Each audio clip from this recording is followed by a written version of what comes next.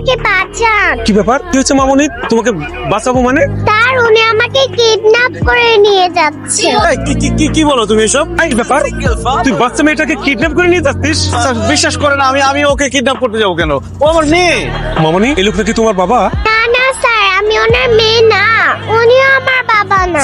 উনি আমাকে কিডন্যাপ করতেছে, আমাকে বাঁচান। এই, নাম, বাইক থেকে নাম। বাচ্চা কিডন্যাপ করো না, তো খবর করে ছেড়ে দিব। নাম। স্যার কি বলেন এসব?